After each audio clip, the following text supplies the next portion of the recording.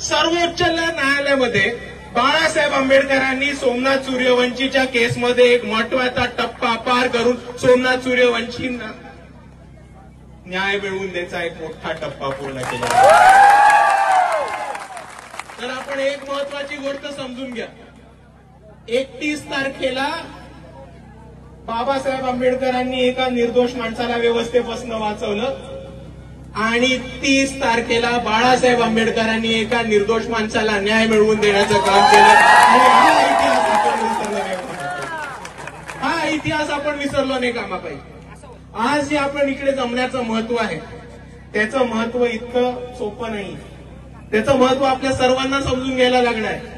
आपण इकडे एवढ्यासाठी नाही जमलो की 1936 साली बाबासाहेब आंबेडकर होऊन गेले होते, आपण इकडे याच्यासाठी जमलोय कारण आपण बाबासाहेबांच्या विचाराला अभिवादन करतो। आपण याच्यासाठी जमलोय कारण आपल्याला बाबासाहेबांचे विचार पुढे घेऊन जायचे आणि त्याच पद्धतीने जेव्हा 1936 सालामध्ये एका निर्दोष माणसाला गुन्हा होत होता त्याच पद्धतीने या महाराष्ट्रामध्ये एका पोलिसांच्या मारहाणीमध्ये एका निर्दोष माणसाचा मृत्यू झाला आणि त्याला न्याय मिळवून द्यायचं काम हे बाळासाहेब आंबेडकरांनी केलंय। आपल्याला सोमनाथ सूर्यवंशी यांची घटना माहिती आहे? परत एकदा सांगतो ज्यांना नसेल माहिती त्यांच्यासाठी। परभणीमध्ये एक बाबासाहेबांचा पुतळा आहे आणि त्या पुतळ्याच्या समोर एक संविधानाची प्रत आहे। एक माणूस आला, त्यांनी त्या संविधानाच्या प्रत तोडली आणि बाबासाहेबांच्या पुतळ्याची विटंबना केली। तिकडच्या तिकडे आंबेडकर येऊन त्या माणसाला धरायच्या आत पोलिसांनी त्या माणसाला गायब केलं आणि रातोरात तो माणूस वेडा ठरवून त्याला मेंटल हॉस्पिटलमध्ये भरती करून त्याला इकडच्या समाजापासून वाचवलं। जसं लोकांना कळलं की बाबासाहेबांच्या पुतळ्याची विटंबना झाली आणि संविधानाचं प्रत ओढलं गेलंय तेव्हा खूप मोठ्या प्रमाणामध्ये उत्स्फूर्तेने भावनिक झालेले भीम अनुयायी भीम सैनिक हे रस्त्यावरती आले आणि आंदोलन करायला लागले। जशी ही लोक रस्त्यावरती यायला लागली तिकडे तशी समोर पोलिसांची स्क्वॉड तयार होती। परभणीच्या बाहेरनं आलेले, परभणी ग्रामीणमधनं आलेले, नांदेडमधनं हिंगोलीमधनं आलेले पोलीस तिकडे उभे होते आणि जसे आलेल्या लोकांवरती त्यांनी लाठीचार्ज हमला ह्या जोरात चालू केला। आपण अजूनही व्हिडिओ बघितले असतील की पोलिसांनी कशी बेदम मारहाण केली आहे तिकडच्या नागरिकांना। गर्भवती महिलांच्या पोटावरती उभं राहून त्यांना लाथांनी मारण्यात आले, वयस्कर महिलांना काठ्यांनी तुडवण्यात आले। ज्या गाडीवरती अशोक चक्र होता, जयभीम होता किंवा बाबासाहेबांची सही होती ती गाडीची काच फोडण्यात आली आणि हे अजून कोणी नाही केलं तर या महाराष्ट्र सरकारच्या पोलीस प्रशासनाने केले।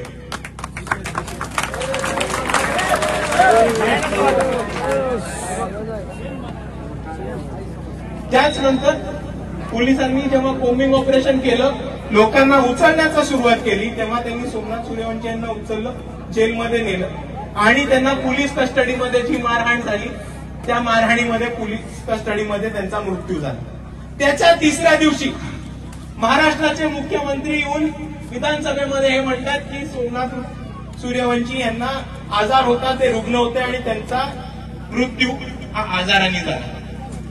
मित्रांनो, ह्याच्यामध्ये काय काय झालं समजून घ्या। जशी परभणीची घटना घडली तशी वंचित बहुजन युवक आघाडी पहिली होती तिकडे पोहोचण्यासाठी, तिकडची परिस्थिती सांभाळून घेतली, तिकडच्या लोकांना धीर दिला आणि तिकडच्या पोलिसांना धारेवर धरले। दुसऱ्या बाजूला एक महत्वाचा टप्पा आपल्या सर्वांना हे समजून घ्यायचा आहे की सोमनाथ सूर्यवंशी यांचा मृत्यू झाल्यानंतर त्यांची बॉडी होती ती रातोरात गायब करून औरंगाबादला आणण्यात आली। म्हणजे या सरकारचा आणि या शासनाचा नीचपणा तुम्ही समजून घ्या। एका माणसाला पोलीस कस्टडीमध्ये तुम्ही बेदम मारलं आणि त्याचा मृत्यू झाला तिथपर्यंत थांबले नाही, रातोरात त्याची बॉडी उचलून परभणीमधून औरंगाबादमध्ये नेली। वंचित बहुजन आघाडीच्या कार्यकर्त्यांनी आणि वंचित बहुजन आघाडीच्या युवक कार्यकर्त्यांनी ती गाडी थांबवली, पोलिसांना रस्त्यावरती अडवलं आणि तिकडे आंदोलन केलं।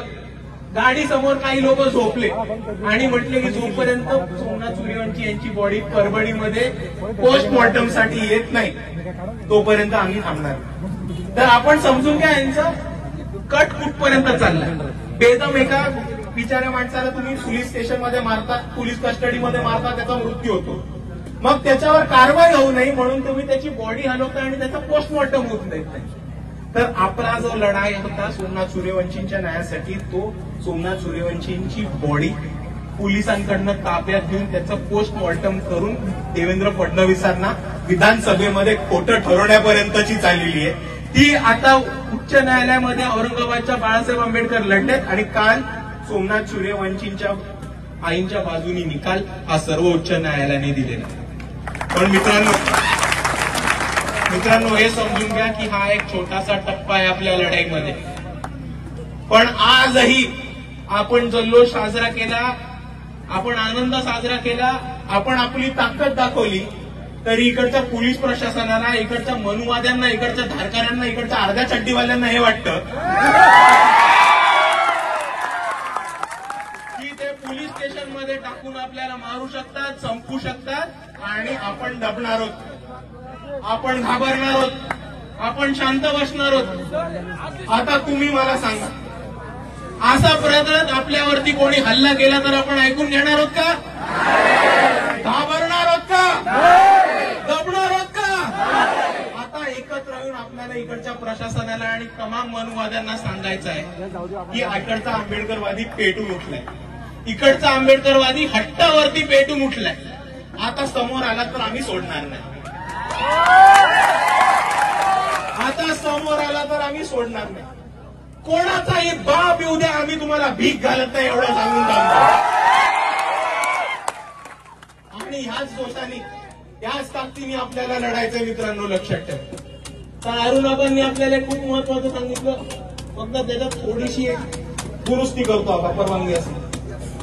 आबा म्हटले की आंबेडकर नाव सोडलं की सोडून देतो. माझं म्हणणं त्याच्याहून थोडं पुढे. आणि तुम्ही ते ट्राय करणार का माझ्याबरोबर? करणार का? पुढच्या वेळेस कोणी गाडी थांबवली, आंबेडकर नाव दुसऱ्यांदा, पहिले कॉलर टाईट करून त्याच्या डोळ्यात डोळे टाकून म्हणायचं,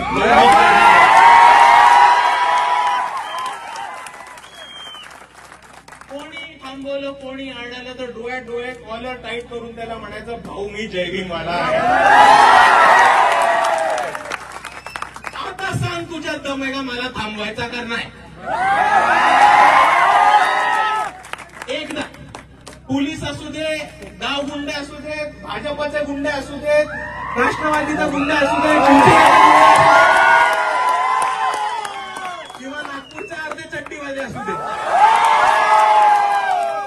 तुम्ही एकदा डोळे डोळे टाकून टाईट करून त्याला म्हणून तरी बघा, मी जय भीमवाला, तू काय करतो दाखव मला.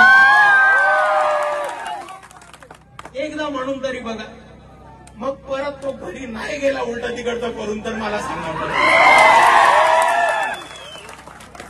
आणि मित्रांनो ही ताकद आपल्याला मजबूत करायची. आपल्याला आज दिसत असेल की आपण प्रत्येक पायरीवरती पुढे चाललोय, प्रत्येक टप्प्यावरती पुढे चाललोय. आपण फक्त एक टप्पा आपल्याला या लढाईमधला गाठायचा, तो म्हणजे राजकीय सत्ता. कारण तुम्ही समजून घ्या, आपण किती लढाई उभ्या केल्या, किती चळवळ उभी केली, जोपर्यंत राजकीय सत्ता